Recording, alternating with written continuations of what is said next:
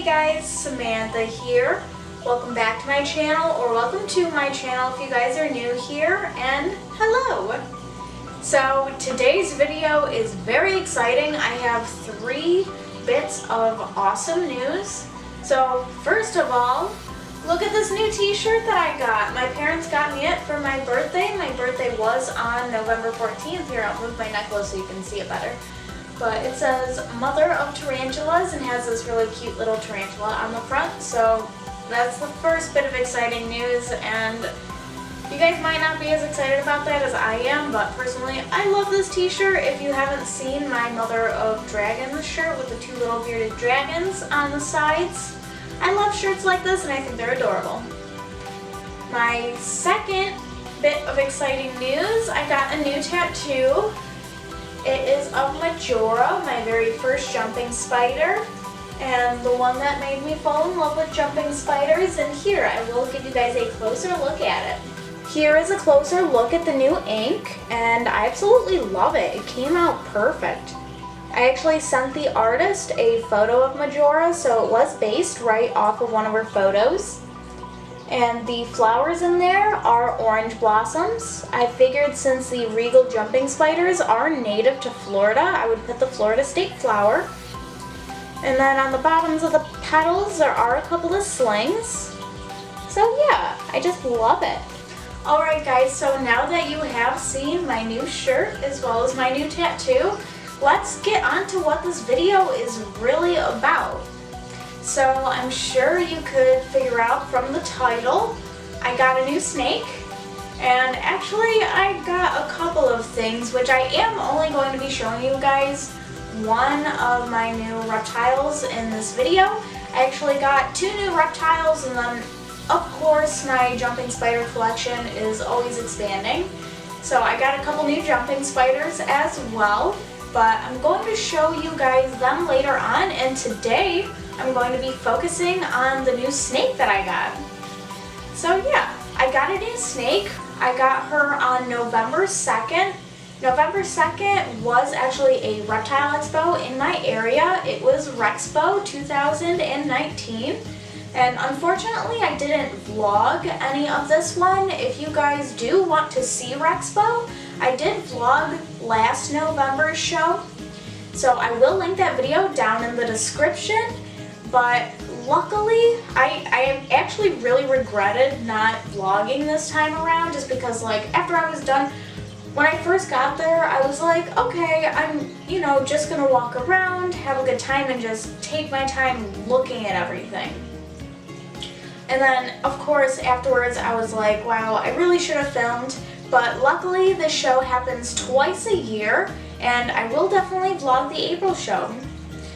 But yeah, I got a snake there, and let me go grab her. Right now she is in quarantine. She's being quarantined in my bedroom. So her and the other reptile that I got are in there, but let me show you her. Alright guys, drum roll please. Ta-da! So here is my corn snake, Charlotte. She was hatched on August 25th, and like I said, right now she is in quarantine. She will be coming into this room probably in the next month or so, and she is just beautiful and a joy to keep. She is a reverse Okatee female, and yeah, if you have not seen my Q&A video, I really have a soft spot for corn snakes. My first pet that was actually mine was actually a corn snake that I had named Charlie. I had gotten her for my 5th birthday, and I had her up until almost 2017.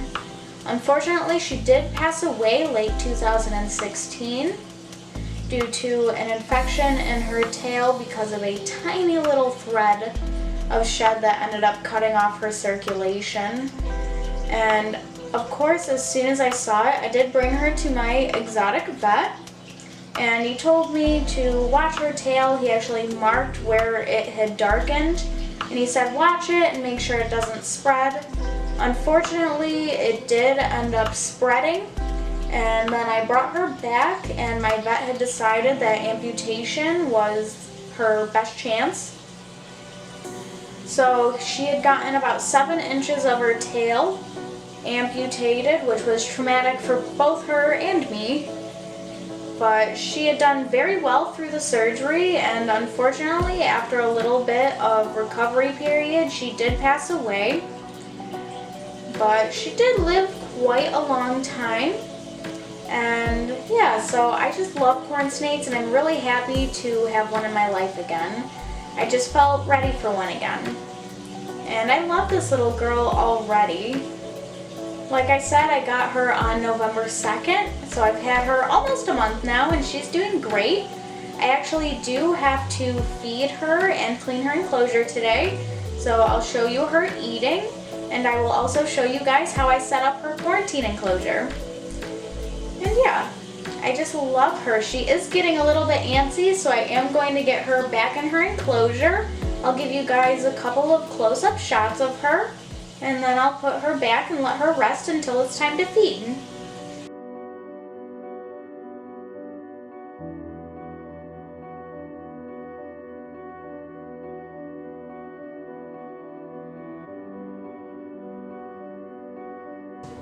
Okay guys, so to thaw the snake's food, I am using frozen thawed food for them.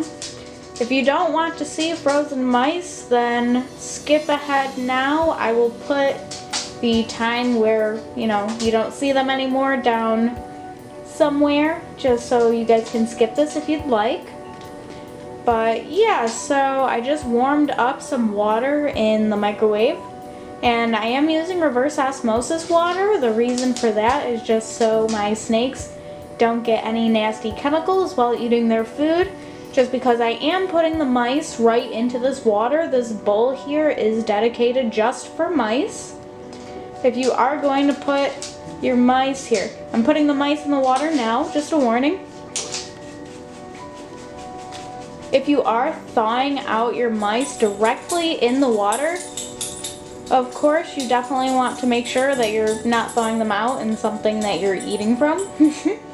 I'm sure that's pretty self-explanatory.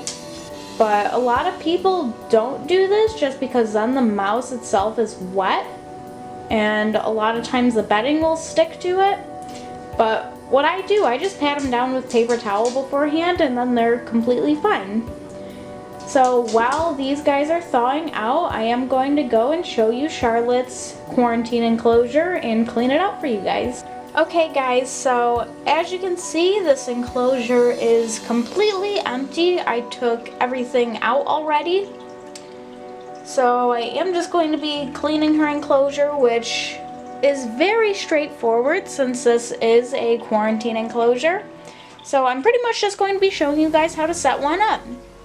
So of course, a quarantine enclosure basically just means an enclosure that is very sterile so that you can keep an eye on your animal, make sure they're healthy before they go in with any other reptiles.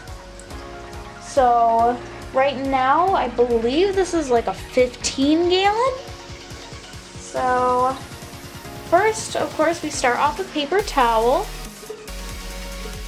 which little Charlotte, she absolutely loves kind of burrowing underneath the paper towel. So I like to make sure that there is a couple of layers.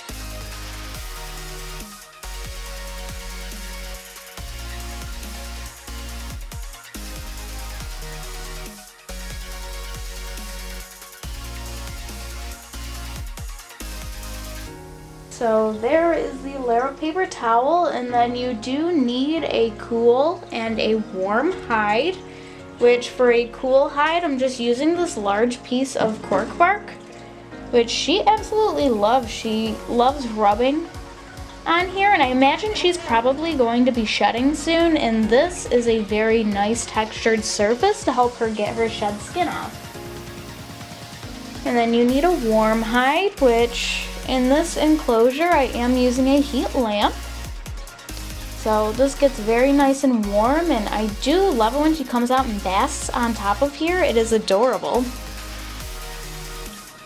And then pretty much other than that, you just need a little water dish. And there, you're all set up. So this type of setup is really good if you're just trying to monitor the animal, make sure it's healthy. And then of course, once she is moved into her actual enclosure, it's going to be much more enriching. I'm definitely going to put a lot of things in there for her to hide under, hide in, and she's just going to love it. I'm hoping to eventually do a live vivarium with her, so we'll see how that goes. And of course, obviously I have to wait until she's bigger because she's super tiny right now. And of course, you're going to want your thermometer in here as well, which the one that I am using right now, I'm using 2 of these Zoom Med thermometers with the probe. So I just have one on the cool side and one on the warm side, so I can monitor the temperatures. And yeah, she's doing very well in here so far, and I'm hoping to move her out of this enclosure within the next month. Alright, well now her food should be all thawed. I'm gonna let her back in this enclosure and then get her food ready.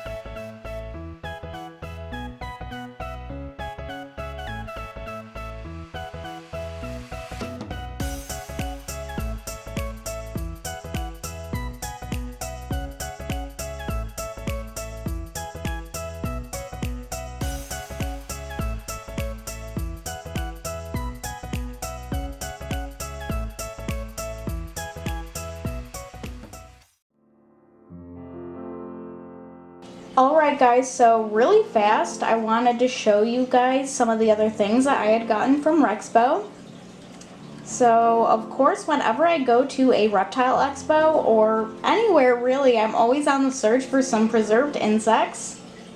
So these I believe are a species of Indonesian grasshopper, and I will put their scientific name down below just because I am afraid that I would butcher the pronunciation. But they are just beautiful and they are looking really nice on my shelf. And then I did also get this little guy here, which let me get him in some better lighting. This here I do believe is a species of Indonesian dragonfly. And I just love the blue coloration on his wings. He is beautiful. And then I did also get another plant for pumpkins enclosure, which let's go take a look at that really fast. Here is one of the plants that I had gotten from Rexpo, and I absolutely love it. I really wish that I had kept the tag for it, so I knew exactly what species of plant it was. It was labeled as a rare and unusual plant, which I'm not 100%, but if I do find the tag for it and figure out what the name of it is, I will put the name of it down below. Or if one of you guys know what species of plant this is, definitely let me know down in the comments. But I love it. I love the shape of the leaves. I've always loved like circular leaves, and they do also almost have like a furry texture to them, which is really cool. So yeah, that's one of the plants that I had gotten, and then the other plant that I had gotten is right back there. I don't know exactly how well you can see it, but I did get a snake plant for the background of pumpkins enclosure, and that is doing really well, and it filled up a lot of space back there, and she has actually been able to climb all over it, which is one of the reasons why I wanted to get a snake plant, just because she tends to trample her plants, but I feel like the snake plant is strong enough to withstand her climbing all over it. So that has worked out very well. Alright, well that is everything that I had gotten from Rexpo, except my other mystery reptile, which you guys will find out what that is in a future video. Okay guys, that is everything for today's video. I hope you all enjoyed getting to meet my corn snake Charlotte. I know I definitely loved showing her to you guys. I am just so incredibly happy that I have a corn snake in my life again. My old corn snake Charlie definitely had a really big impact on my life, and again, just so happy that I have a corn snake again. They really are one of my absolute top favorite reptiles to keep out of everything. They are just so incredible, and words cannot describe how much I loved my corn snake Charlie. And I'm really excited to watch this little one grow. I am just, I'm so ecstatic. But yeah. So if you guys enjoyed this video, be sure to leave it a big thumbs up and subscribe if you haven't already. And if you guys would like to stay updated on all of the reptiles, aquatics, everything, as well as Charlotte, definitely be sure to follow me on Instagram and Twitter at Callie's Creatures. Oh, and I forgot to mention too, Happy Thanksgiving, everybody. It is not Thanksgiving right now, but it will be when I post this. So Happy Thanksgiving, and I am so thankful for all of your guys' support. Thank you guys so much. Alright, well I hope you guys all have a beautiful day, and I will see you all in another video soon. Bye!